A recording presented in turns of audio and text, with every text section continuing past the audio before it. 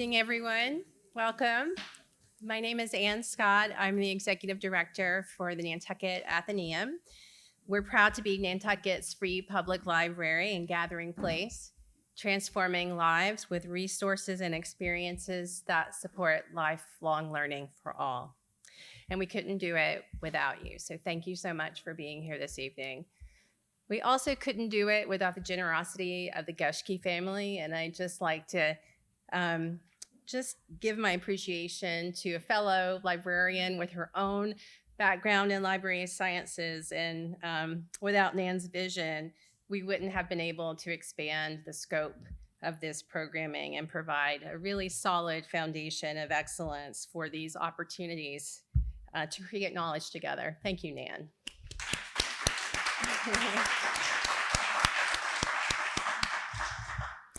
I'd like to just take a moment to introduce tonight's interviewer, moderator, who's been such a great friend to this series and to the Athenaeum. She's made repeat appearances now since I've been director, and I think you're going to really enjoy her conversation with Max Holmes. Kitty Pilgrim is a New York-based Emmy award-winning broadcast journalist who spent a 25-year career at CNN as an anchor and correspondent.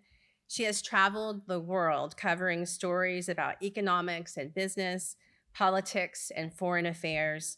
She's a lifetime member of the Council on Foreign Relations in New York and is currently a senior fellow at Women in International Security, an organization based in Washington, D.C. She's also a fellow at the East-West Center in Honolulu.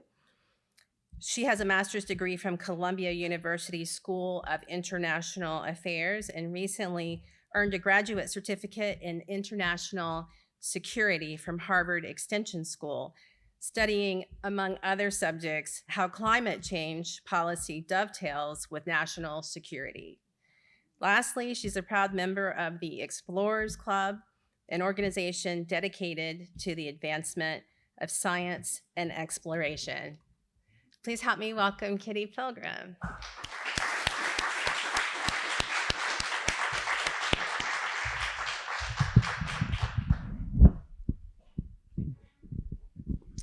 Well, our star for the evening is Max Holmes, the CEO of Woodwell. Max, would you join us? I would love to read his bio, but he is so accomplished that we would use our entire hour just talking about the things he has done and the marvelous career he has had. So I'm going to refer you to your programs to read that, and we'll just start our discussion right away. Actually, I was thinking after your bio, maybe we should switch roles. I think it was a little long. Anyway. It's such a great pleasure to be here, and I love doing this series because it gives me an excuse, A, to come to Nantucket, which you really don't need an excuse to come to Nantucket, but I'm such a workaholic that I have to have a mission and I have to come to do something, not just sit on a beach. And the second thing is I've done this lecture series a while, and to read all this research is just such a pleasure. And it gives me an excuse to dive deeply into a certain subject. Last year, we talked to a young scientist from Woodwell about Arctic thawing, which was just absolutely fascinating. And so tonight I continue with Woodwell with Max Holmes. And Max, I wanted to start by talking about the legacy of Woodwell and your founder, who recently passed away. Can you share some thoughts about his vision and perhaps your encounters with him and how he left a very important legacy? Yeah, I'd love to do that. And Kitty, thank you so much for joining us tonight. And thanks to all of you for being here and for this opportunity. I love to talk about these things. So yeah, I'm the president and CEO of Woodwell Climate Research Center. We were founded in 1985. By George Woodwell. He didn't name it after himself. We were the Woods Hole Research Center, but about 4 years ago, we changed our name in part to honor George and also to get climate in our name because that's what we're all about. And yeah, as you mentioned, George recently passed away on June 18th at 95 years old. He led an unbelievable life, had a tremendous impact on people around the world and really the status of the world. His vision when he founded then the Woods Hole Research Center, now Woodwell Climate Research Center, was to do the fundamental science related to our environment and climate, but then the important part, or the key element, was then to connect that science to impact. So it's never been enough to just have fantastic scientists doing wonderful science, writing important scientific papers. We have that and we do that. But what sets us apart is that it's really in the DNA. It was in George's vision, and that vision still drives us today to do whatever we can to connect that science, that climate science, to impact, to put the brakes on climate change and head us in a direction of a sustainable future. That's his legacy, and I think he's done probably more than just about anyone who's lived to help get us hopefully in the right direction. In the right direction. Max, you're a climate scientist, and I know you really hesitate to join the ranks of the sky is falling people who predict, the end of existence as we know it. You really focus more on solutions, which I love, but maybe you could take us, we can't ignore this, so maybe you could take us a little bit through how the world has changed over the last few decades, and we can sort of set the scene for some of the solutions which you emphasize so very well. Yeah, I'd love to do that. And first of all, it's true, I do like to focus on the solutions. And I think oftentimes with climate change and climate science, it's sort of a doom and gloom thing. And there's good reasons for that. The situation is bad and it's getting worse. And that's often where the conversation starts. And I think that's often where the conversation ends. I think we need to continue that conversation to figure out what we can do to solve the situation. But I mean, yeah, just broadly, how has the world changed over the past several decades in every way you can imagine? When I was born, there were 3.3 billion people on Earth, and the atmospheric CO2 concentration was 320 parts per million, CO2 being the main greenhouse gas.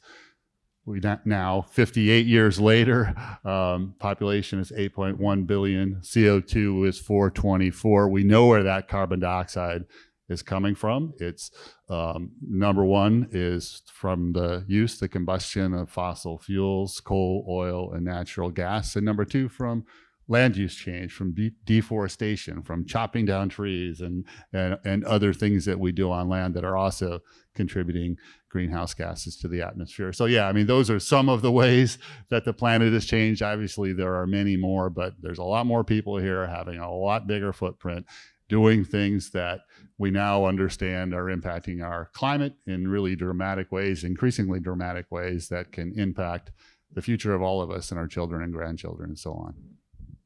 We hear a lot about the Arctic. We see the pictures of the polar bears, and I personally adore the Arctic and have been to the Arctic many times and love going. It is a shame to lose such beauty, but also a shame because it is having a major impact on the rest of the world. Tell us a little bit about your Arctic research, what you're finding, and how you're advancing knowledge of the Arctic.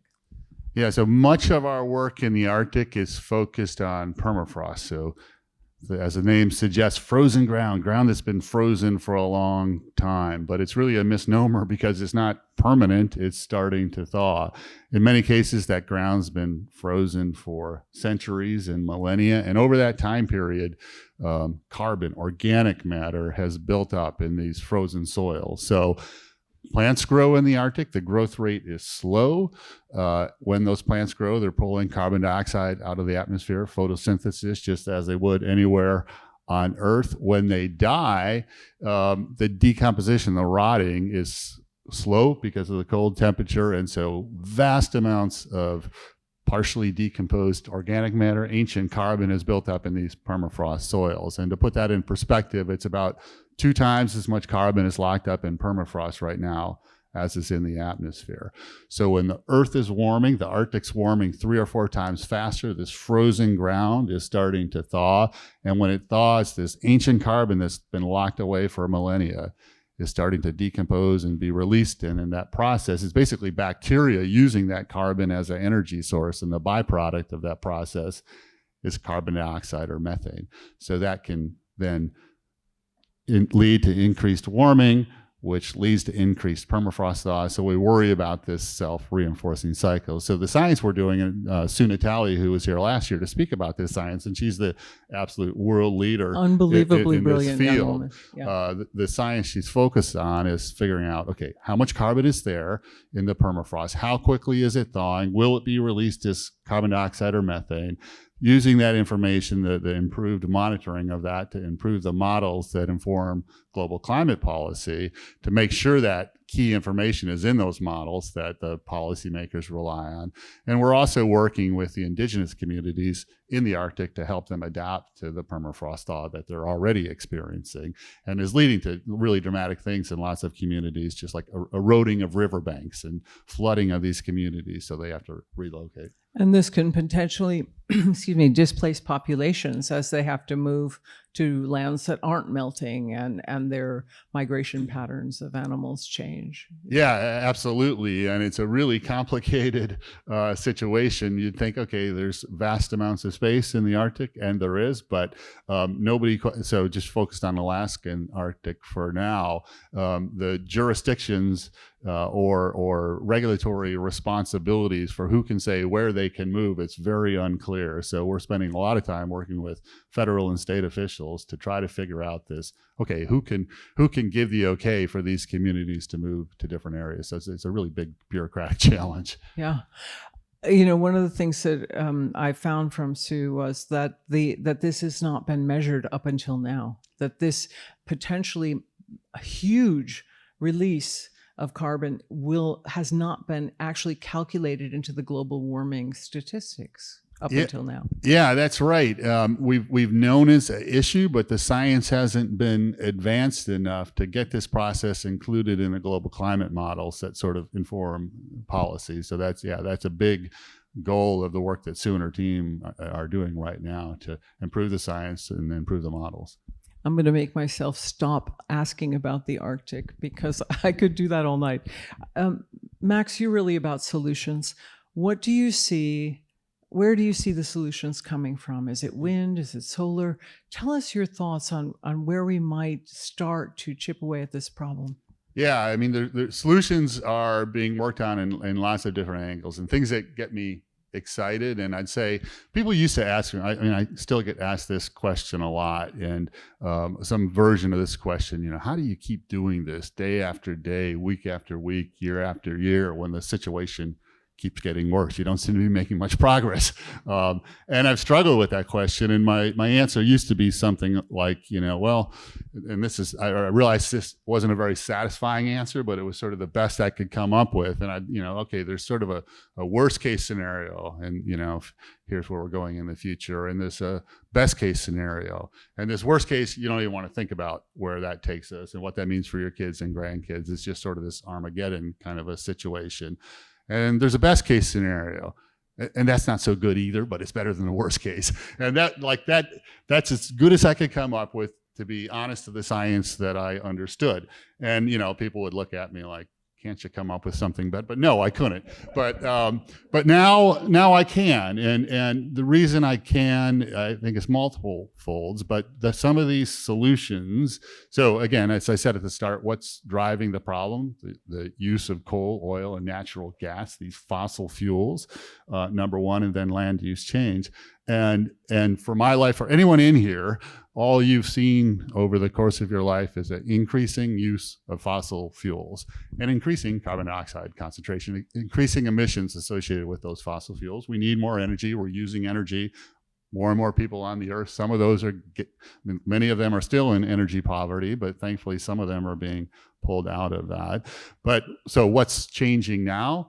These things that used to be very niche, very expensive, very rare, other sources of energy like wind and solar are ramping up dramatically. And I understand wind is a sensitive issue here, and we can get to that one. But it's dramatic how quickly wind and solar, and particularly solar right now, is ramping up. And we need those things, and we need many more. And I mean, another thing that excites me is there are lots of other different sorts of solutions. There are lots of brilliant people working on those. There are investors who are getting behind it and helping these technologies. Some will pan out and some won't. But if you think back 30 years, solar was this niche, incredibly expensive technological potential solution to climate change. And now it's the cheapest way to make energy, and it's just very rapidly scaling. One example of that for solar that I find exciting. So if you look at the large-scale solar installations in California over the last 30 years, progressive politics, progressive policies, and the increase in these solar installations was something like this over this 20 or 30 year period. If you compare that to Texas, politically different situation, and it's sort of flatlined, essentially nothing until 3 or 4 years ago, and then it's gone like this. And solar in Texas has now surpassed solar in California, and that's because it makes economic sense, and that makes it less vulnerable to political whims and things like that. And that's just just one example of how rapidly solar is increasing. And that makes me really hopeful, because we're not going to solve this thing if we don't get off fossil fuels, period. The early adapters for solar used to bore us at dinner parties about how they put a solar panel on their roof, and this was a decade or more ago. And now I did that a decade ago. And are you saying I bored you if we were at dinner? I can't imagine you I think I probably did bore a lot of people. Now, almost every neighborhood, you just see them all over. They're ubiquitous. Is it making a difference? Yeah, it's most definitely making a difference. And yes, so I said, anyone alive today, I don't care if you're 100 years old, all you've seen is emissions associated with the use of fossil fuels go up. We're not going to know when we're at peak emissions until we're past it, but you can make an argument that we're at that peak right now, or maybe a year from now, and we'll start coming down on the use of fossil fuels. And yes, we need to come down a lot, and we need to come down quickly, but we need to celebrate some victories along the way. And that will be an absolutely remarkable time when we can start to see ourselves come down this other side. And I hope that just as you can get sort of this negative reinforcement from bad news and the doom loop and that kind of thing, I think it can be the other way. And when you actually start to see progress, and we're going to start to see progress, I think that's going to fire people up and speed it up. You bring up this example of California versus Texas, the sort of political climate. We are in a very political year, and we won't go there in this discussion. But policy, it has to be factored in. How much do you work with policymakers? And I guess this is international with the UN, the climate summits, and also U.S. domestic policy. Yeah, so most definitely policy is important. We spend a lot of time in that space. One of the things we're really proud about is we were involved in the original drafting of the UNFCCC, United Nations Framework Convention on Climate Change. That's the big thing that hopefully motivates global action on climate change. So every year we're at the COPs, Conference of the Parties, where making sure the policymakers, the negotiators have the best science to help motivate them to take action. Or active at the federal level, differing degrees at different times, but we're always talking to members of Congress and their staff. Two of my predecessors as the president of Woodwell have been plucked away from us by the president of the United States. So George Woodwell was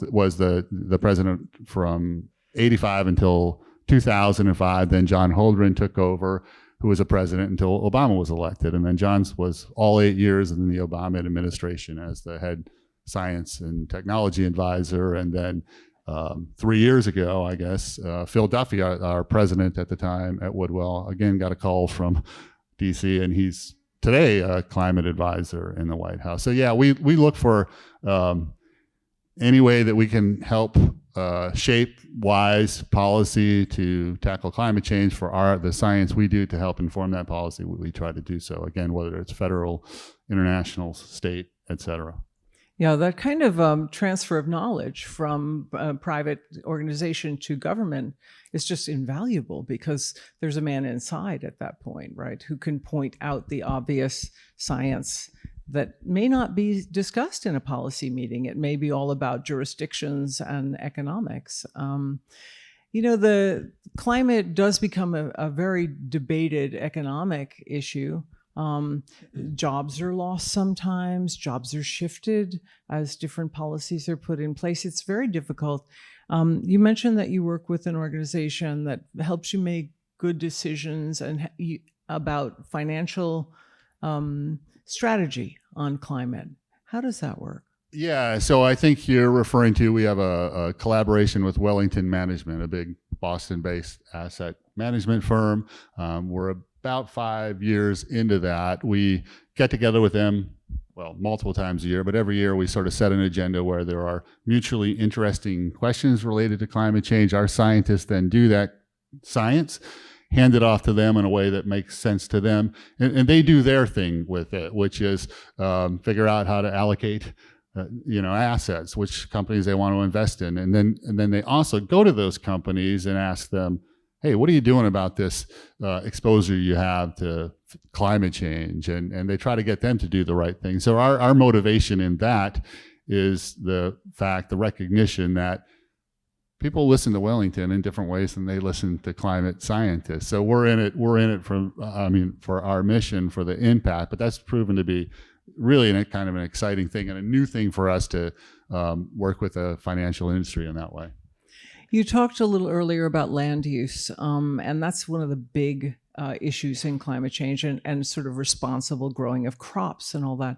You're very involved in the Farm Bill. Tell us about your work with the Farm Bill. Yeah, I'll talk about that a little bit, but I'll start with sort of just how really much of the focus of Woodwell, our scientists, and this goes back to George Woodwell's original vision, is to work on natural systems because they're so important in the climate system and for other reasons. So a lot of our work, we've spoken about our work in the Arctic, but a lot of our time is spent in the tropics, in the Amazon, in the Congo, and some in Southeast Asia. I was in the Amazon 3 weeks ago or a month ago or something like that. And we have scientists down there constantly, and staff members actually.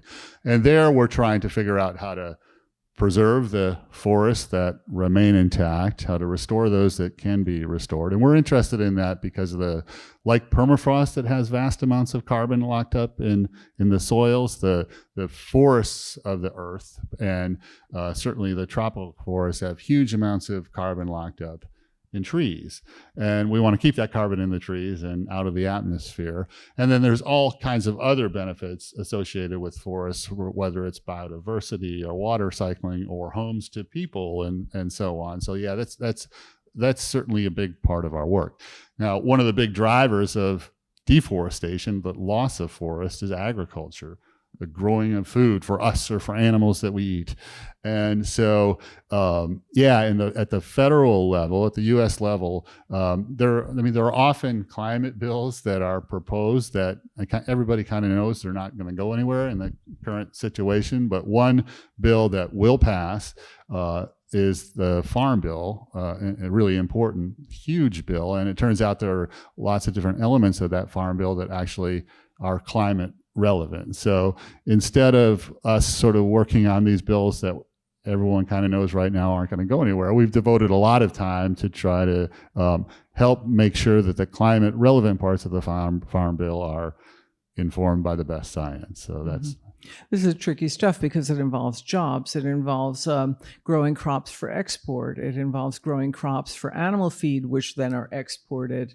I don't know. I don't think I've been in a room for more than 5 minutes in the last year where somebody doesn't start going on about a plant-based diet and animal and aren't those people annoying? I'm really complaining about my dinner party conversations a lot this time. But the whole plant-based diet versus animal, and do you get involved in that sort of thing, or is this? I'd say I've largely avoided it, but it's becoming increasingly difficult for me to do so. So yeah, I mentioned I was in the Amazon a month ago, and we were at a site. We have this field site. This is actually the first time I've been there, but it's a Tanguru field station. It's sort of in the frontier region of the Amazon, an agricultural region. So 30 years ago would have been just completely intact, amazing Amazon forest. Now it's half of it's been deforested. Massive agricultural farms. It's soy, it's corn. They grow some cotton there now. It started with cattle, then it kind of goes to soy and then corn.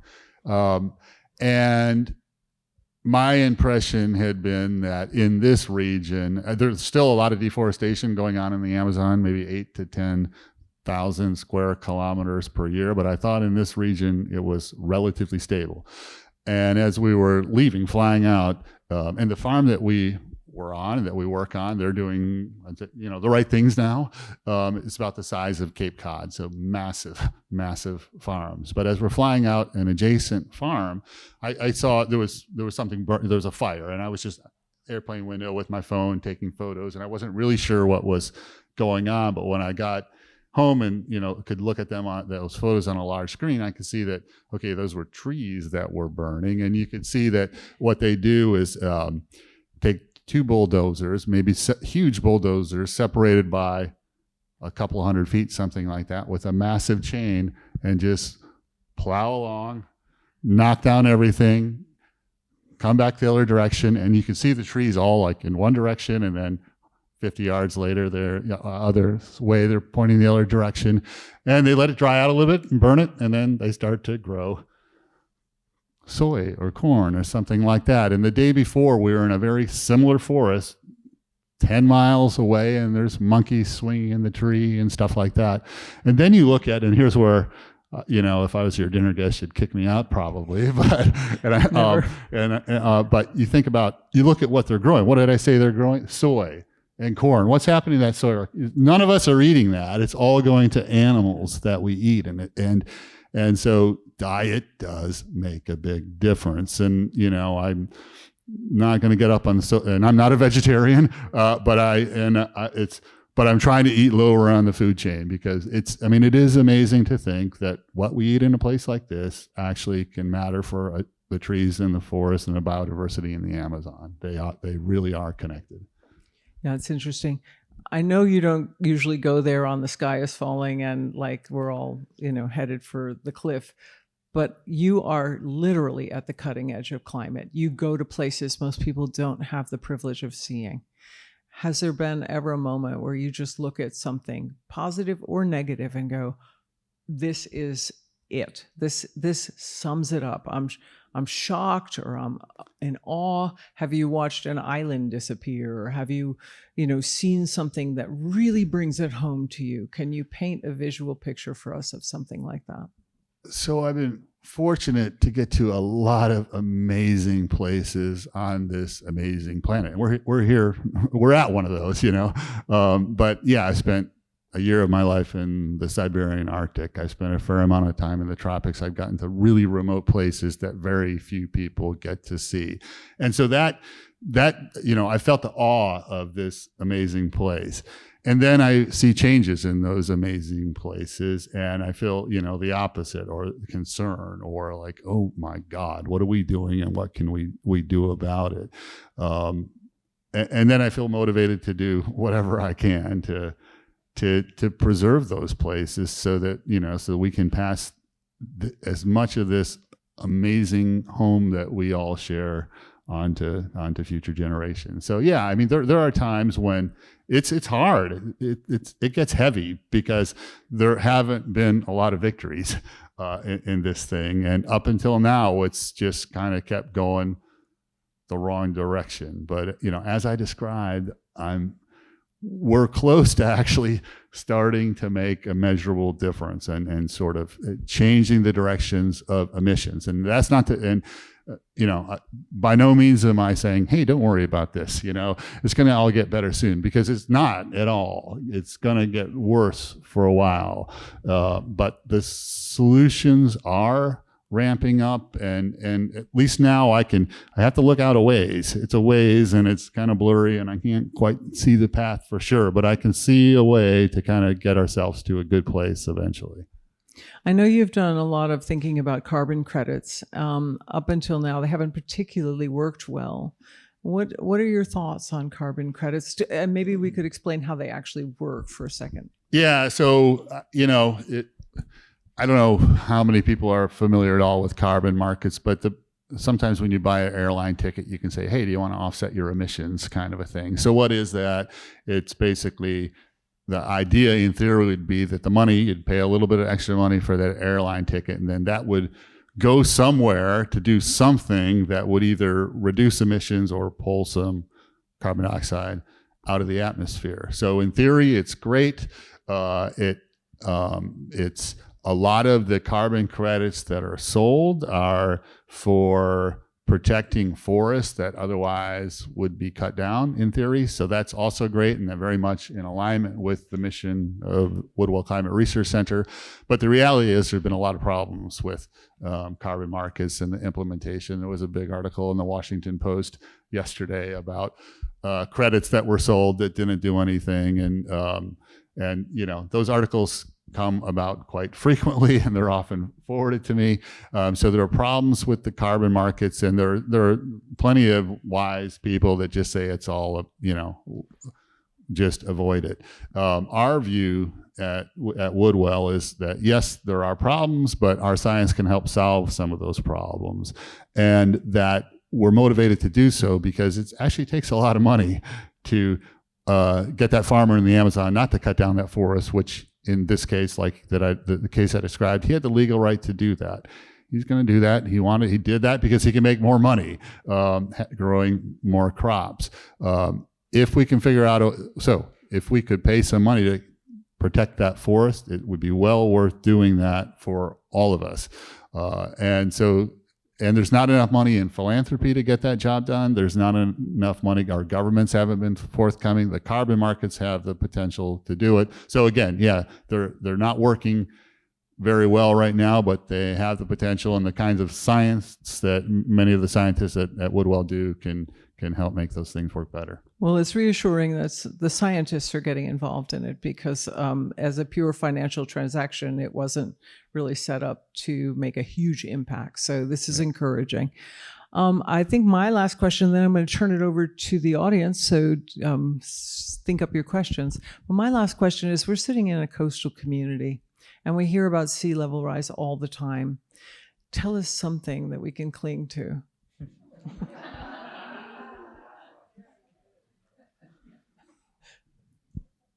Boy. Well, okay. We are getting much better at predicting when storms are coming. I mean, so sea level rise and storms are related, and hurricanes and so on. We're getting better at protecting properties from those storms. You all have the wherewithal to get out of the way, and that's fortunate for you. And lots of the people in the world who are facing sea level rise and storms do not have that ability. So that's really bad for them. And we should think about what we could do to help those folks. I mean, places like Nantucket and Martha's Vineyard and Cape Cod are being impacted by sea level rise. That will certainly increase in the future. And then when you throw on top of that stronger storms that periodically head this way, it makes it really tough. I'm looking at my colleague Jen Francis in the audience, a senior scientist at Woodwell, and she's an absolute expert on this topic, extreme weather, and she's also a really good science communicator. So maybe next year, Kitty, you'll get Jen Francis up here. Jen, wave so people can talk to you. She will be mobbed after this. Yeah. People will come up to her. I know in the Hudson Valley, where I have a home, we actually had tornadoes this year, which is the first time we've ever had tornadoes because of the shift in climate. Yeah.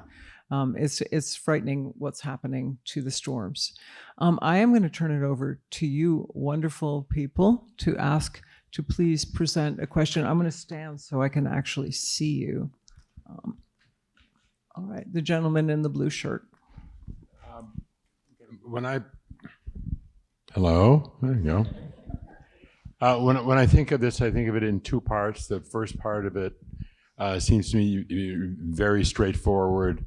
Air's getting warmer, it's dragging some water up with it, so that's going up there. So we have what we have.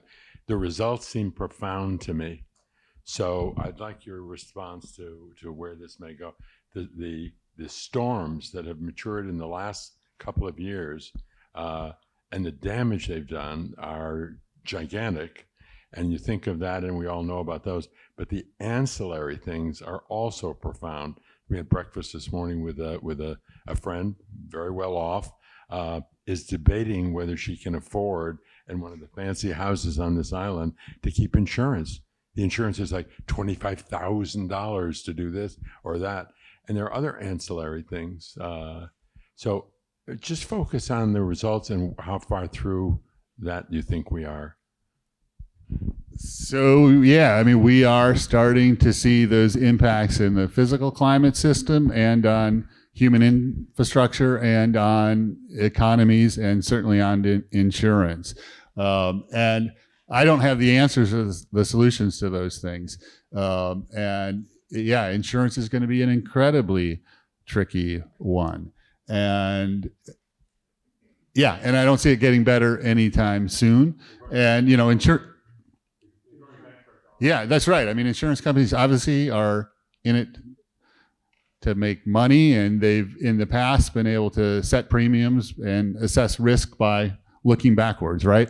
And you can't do that anymore because what's in front of us and what's here right now is different than what's behind us. And nobody, even the best scientists, can't tell you exactly what the future looks like, which it makes it really hard to price insurance. Now, property insurance, those are issued on an annual basis, so that's easier for them to bail out on, and we're seeing that around here. Mortgage insurance, for those of you who need to buy mortgage insurance, that's on a 30-year basis, and that is incredibly tough.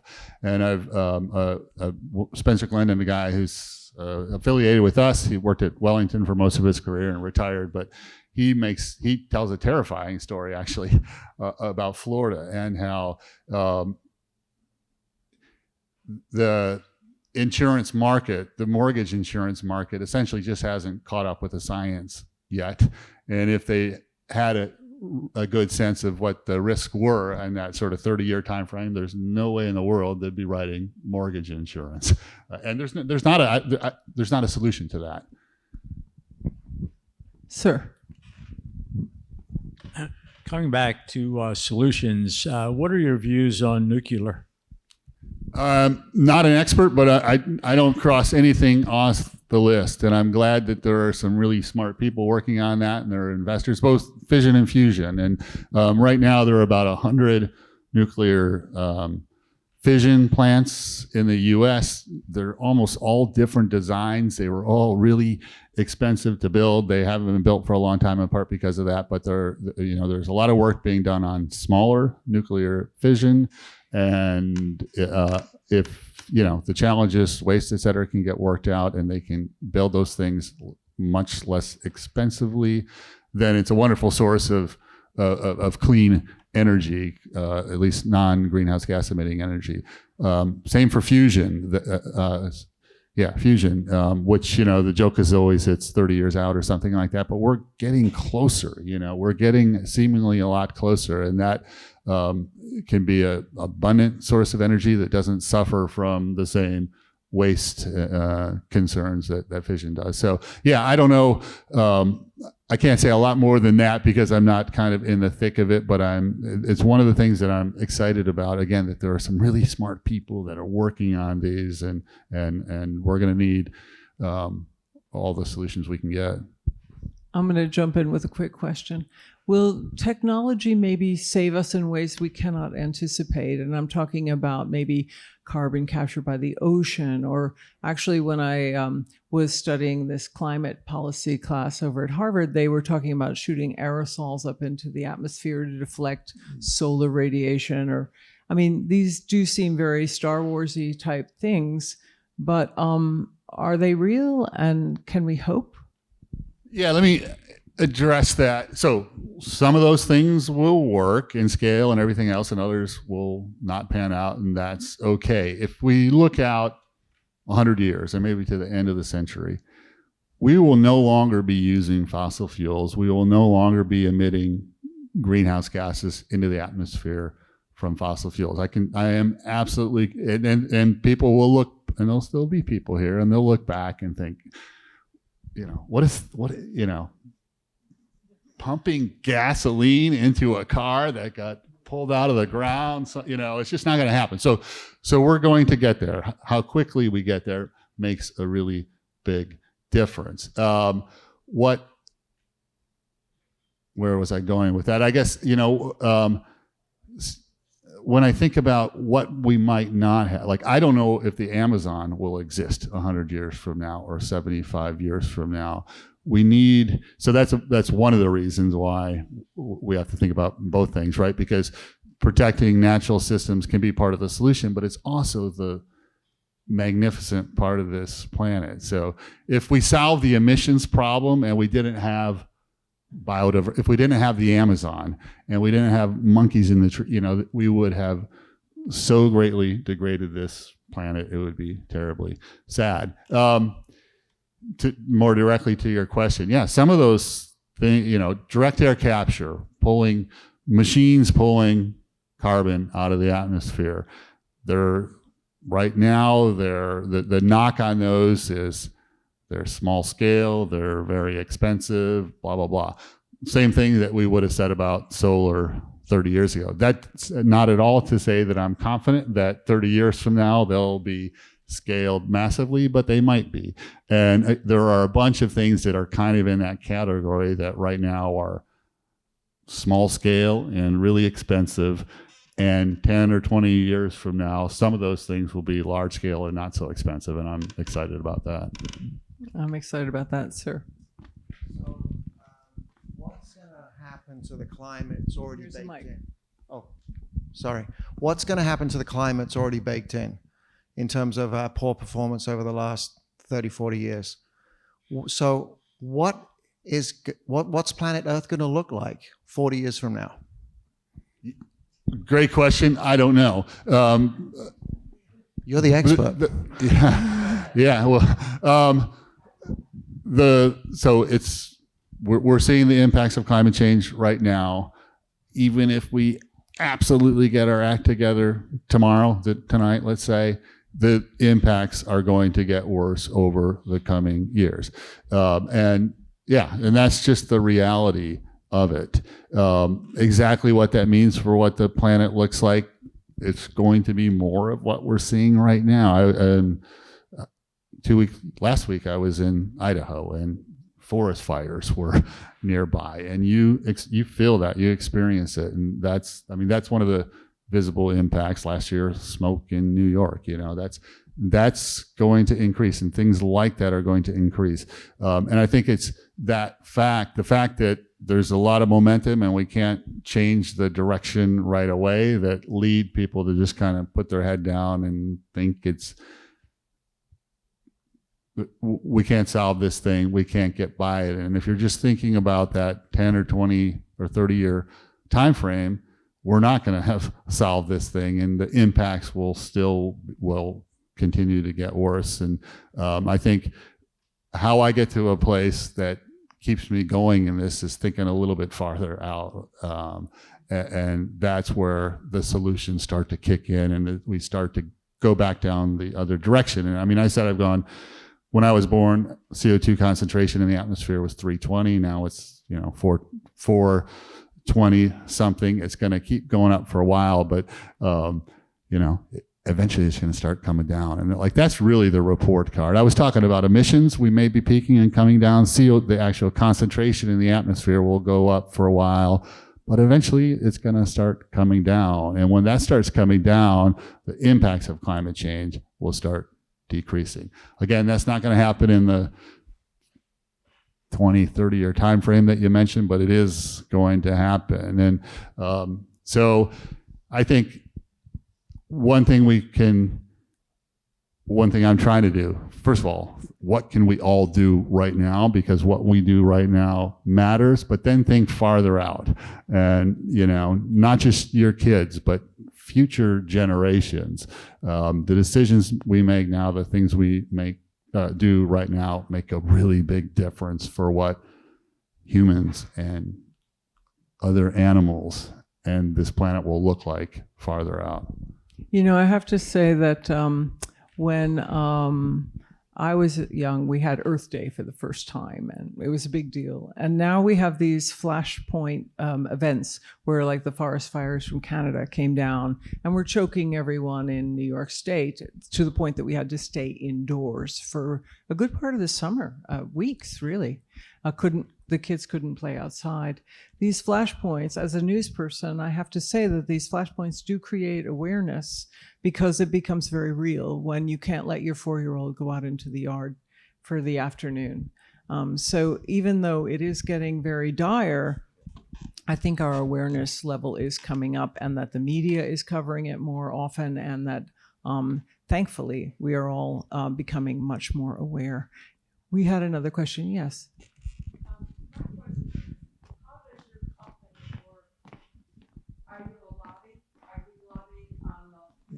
Level, federal level?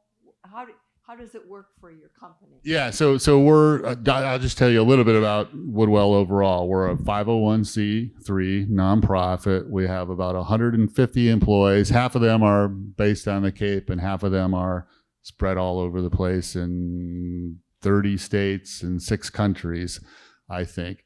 The vast majority of our work is doing the science and then connecting to policy. But we talked about the Farm Bill earlier today. When you try to influence policy, as we do with trying to make sure that the climate relevant elements of the Farm Bill are done wisely, that in a technical sense is lobbying. So none of us, we don't think of ourselves as, lobbying has a really bad connotation in lots of different ways, and I think in many cases that's well earned. But when a scientific organization tries to make sure that legislation is informed by science policy, which is what we do, that it technically is lobbying. So yeah, indeed, yes, we're the good guys. Yes, right here in the front. Wait for the mic so everyone can hear. Yeah. In regards to the carbon credits, where you're talking about, it's kind of a recent thing. I haven't heard a whole lot about it, but I guess you were talking about a situation in which that money wasn't actually going to what these people thought they were paying into. Have you seen anything in like policy in that area that is trying to hold the private sector accountable for stuff like that? Because as you said, there's a lot of money in it. Yeah, definitely, and it will get worked out. Right now, it's a voluntary carbon market. It's really unregulated, so it's a little bit of a Wild West thing. But as journalists and others find cases where it hasn't worked and that gets publicity, that leads to put lots of pressures on it to make it work. And again, as I said, we're getting involved in that and trying to make sure that our science helps inform it. So I think if we look 5 years down the road, I'd say, I think most of these problems will be worked out. I hope these problems are worked out and that there's money flowing to the projects to protect, restore, manage forests and soils, et cetera, and to do it in a just and equitable way, which is also a really important part of it. It's, some of the cases I mentioned in the example I gave in the Amazon, where we saw this forest that had just been cut down and burned, is a major corporation. In a lot of other cases, whether it's in the Amazon or a Congo where we work, it's a poor farmer trying to feed his or her family. And any of us, I think, I'll speak for myself, if my kids were hungry and I could feed them by chopping down a tree, I'd chop down that tree. So we need to think about how to make it such that farmer can realize the value, get compensated for protecting the tree instead of chopping it down. And again, the carbon markets, I think, are the best potential to do that if we can fix the problems with them. Thank you. Sir. Thanks. Two-part question. Who, obviously besides yourself, do you think is doing the most important climate research right now, climate science right now? And second part of the question is, what is the right mix of funding for climate science, nonprofit, government, private sector? Is it where it is today the right way, or would you allocate up or allocate down if you had a magic wand? Yeah, I think great questions. I mean, there are lots of important, wonderful individual scientists and university departments and organizations involved in this kind of thing. And I don't even want to start to list because it's hard to do so, I guess, and I don't want to leave important ones out, but there are certainly a bunch in this neck of the woods. And the version of that question I often get is, who's like you? And I struggle with that one because there are not many independent organizations like us that have this sort of dual mission of actually doing this, like have world-class scientists, but then work to connect that to policy. So there are lots of places that just focus on science. There are other purely advocacy organizations. There are also university departments or centers that try to, in some cases, do both. But they have a board and a leadership that has lots of different priorities. So a beauty of being at Woodwell Climate Research Center is that we have one focus. I'm looking at the board chair right now.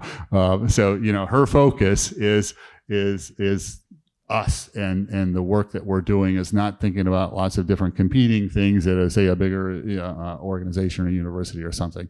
The blend of funding. So if we went back, let's say 10 or 15 years at Woodwell, the majority of our funding was coming from federal sources, National Science Foundation, NASA, and then the rest was a mix of private foundations and individuals. We consciously made the decision that puts us in a vulnerable place. And so we worked hard to diversify our funding, and we've been successful at that. So we still get federal funding. It hasn't really gone down, but the other sources have gone up. And yeah, it's sort of private foundations and individual philanthropy. And what the ideal mix is, I don't,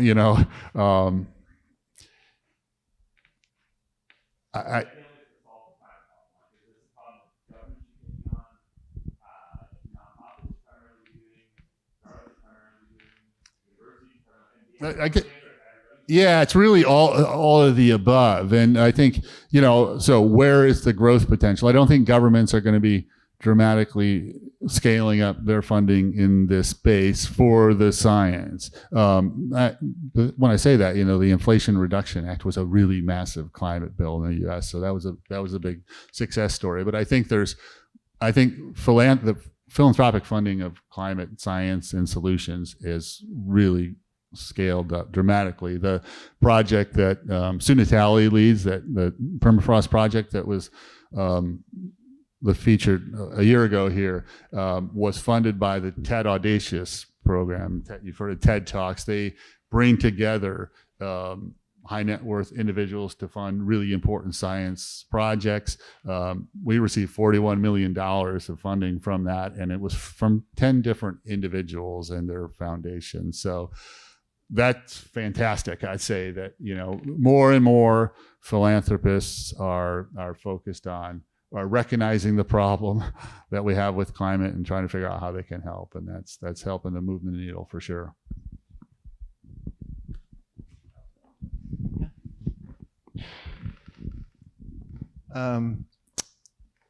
So you should be congratulated. The scientists have done an amazing job. And for most of us, we accept the science. And I think we should also congratulate the technologists and the engineers, maybe excluding the current situation that we're dealing with southwest of here. So why have we not solved the problem? Why? What is the real issue? Because we know the science is there, and you're going to do more science, and you're going to get deeper into it. And the solar technology is going to get a little better, and the wind technology is going to get a little better. That's great. But it seems like the issue really is adoption, government, politics. Is that where we need to be focused at this point? So I'm going to have a great question and a super hard one to answer, and one that I rack my head on all the time, why we haven't solved this thing when we've understood the basics of the problem for a long time. Elements of an answer are what I mean, the society, civilization that we've built over the last 100 years or so, 150 years, has been largely built on this cheap, abundant energy source. Well, coal, oil, and natural gas. You know, when we've gone from 1.5 billion people to 8.1, I mean, that largely, I mean, that was because we got this amazing energy source. And for most of that time, we didn't recognize the climate consequences of that. The companies and countries that are pulling that stuff out of the ground are making vast amounts of money, as are those who are invested in them. And so to think that they're going to sort of say, yeah, it's not doing so good for the climate, and let's do something else. When they're still the most profitable countries on Earth. It hasn't happened, and maybe we shouldn't be surprised. So what is that? That takes policy, right? And that takes regulation, and we just haven't gotten there yet. I'm going back to my earlier comments, though. The cheapest energy we can produce now is from wind and solar. So, you know, I mean, policy is still super important, but at some point, nobody's going to be burning coal because you're not going to make as much money doing that kind of a thing. So, yeah, I don't know why. I mean, it is unbelievably frustrating that we didn't solve this thing, not solve it, but get us headed in the right direction a long time ago. And there were probably mistakes made along the way, and there are times we got really close and just didn't happen. But I think, we should look back to see what lessons we can learn, and then look forward and figure out what we can do right now. Max, I have to say, we're out of time, but I have to say that with an intellect like yours addressing this problem, we can leave this room heartened that something is being done. Thank you very much for joining us this evening. Thank you, sir.